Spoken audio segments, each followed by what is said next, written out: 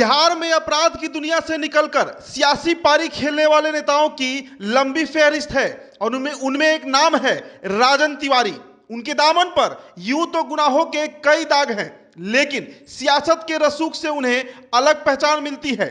जनता की जुबान में उन्हें कभी अपराधी तो कभी बाहुबली कहा जाता है। राजन तिवारी ऐसे बाहुबली हैं जिनका जलवा दो राज्य यूपी और बिहार दोनों जगह रहा है।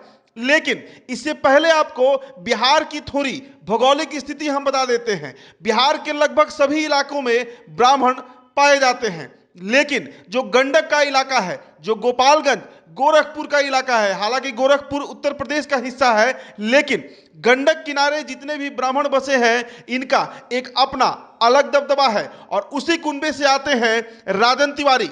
उत्तर प्रदेश के गोरखपुर जिले के सोगौरा गांव में जन्मे राजन तिवारी ने कॉलेज के समय ही अपराध की दुनिया में कदम रख दिया था। 90 के दशक में यूपी के सबसे कुख्यात गैंगस्टर श्री प्रकाश शुक्ला के संपर्क में आने के बाद राजन तिवारी का नाम कई अपराधों में सामने आया। श्री प्रकाश शुक्ला के साथ जुड़े मामलों में भी राजन तिवारी शामिल रहे, जिससे उनकी गिनती बाहुबलियों में होने लगी थी। 1995 से 1998 के बीच राजन तिवारी के नाम से पूर्वांचल और बिहार थर थर कांपता था। पहली बार राजन तिवारी पूरे देश भर में तब फेमस हुए जब यूपी सरकार के विधायक रहे वीरेंद्र प्रताप शाही पर हमले में उनका नाम सामने आया। यूपी के महाराजगंज के लक्ष्मीपुर विधानसभा सीट से विधायक रहे वीरेंद्र प्रताप शाही मूल रूप से गोरखपुर कैंट के निवासी थे। 24 अक्टूबर 1996 को वह गोलघर कार्यालय से अपने घर जा रहे थे।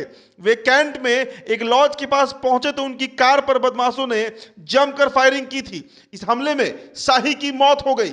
इस वारदात में माफिया डॉन श्री प्रकाश शुक्ला और राजन तिवारी समेत 4 लोगों को आरोपी बनाया गया था। हालांकि सबूतों के अभाव में राजन तिवारी को 2014 में बरी कर दिया गया था।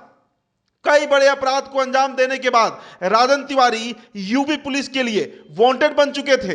तभी उत्तर प्रदेश पुलिस ने श्री प्रकाश शुक्ला का एनकाउंटर कर दिया, जिसके बाद राजन तिवारी ने अपनी जान बचाने के लिए बिहार का रुख कर लिया। यहां आकर उन्होंने फिर से गैंग बना लिया। यूपी पुलिस के डर से राजन तिवारी बिहार में रहकर ही अपने डर के साम्राज्य को चलाने लगे। इसी दौरान 1998 में राजन तिवारी का नाम बिहार सरकार के मंत्री एवं लालू के बेहद करीबी ब्रिज बिहारी प्रसाद की हत्या में आया। कहा जाता है कि रॉबिन हुड के नाम से मशहूर बाहुबली विधायक देवेंद्र नाथ दुबे की हत्या का बदला लिया गया था। पुलिस ने इस हत्या के आरोप में राजन तिवारी को गिरफ्तार कर लिया। निचली अदालत से आजीवन कारावास की सजा भी हो गई, लेकिन सबूतों के अभाव में वह साल 2014 में पटना हाई कोर्ट से बरी हो गए। राजन तिवारी बहुचर्चित माकपा विधायक अजीत सरकार के हत्याकांड में भी आरोपी रह चुके हैं। राजन तिवारी के अलावा इस मामले में पप्पू यादव भी सजा काट चुके हैं। हालांकि इस मामले में भी पटना हाई कोर्ट ने दोनों को बरी कर दिया था। मंत्री ब्रिज बिहारी प्रसाद हत्याकांड में राजन तिवारी 15 साल 4 महीने जेल में रहे, लेकिन सियासत के गलियारे में उनका रसूख बना रहा। इसकी वजह यह रही कि जेल जाने से पहले भी राजन तिवारी ने बिहार में सियासी जमीन तलाश कर ली थी और वह राजनीति में सक्रिय हो चुके थे। राजन तिवारी बिहार के गोविंदगंज क्षेत्र से साल 2000 में निर्दलीय विधायक रह चुके हैं। लंबे समय तक विधायकी से दूर रहने के बावजूद उनके रसूख में थोड़ी भी कमी नहीं आई है।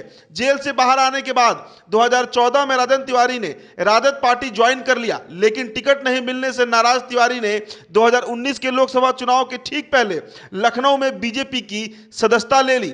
बता दें आपको, राजन तिवारी कभी लालू के बेहद करीबी माने जाते थे। कई दफा वे लालू यादव के साथ भी दिखे। वहीं साल 2022 के यूपी विधानसभा चुनाव में टिकट नहीं मिलने के कारण भाजपा से भी अब वे नाराज चल रहे हैं।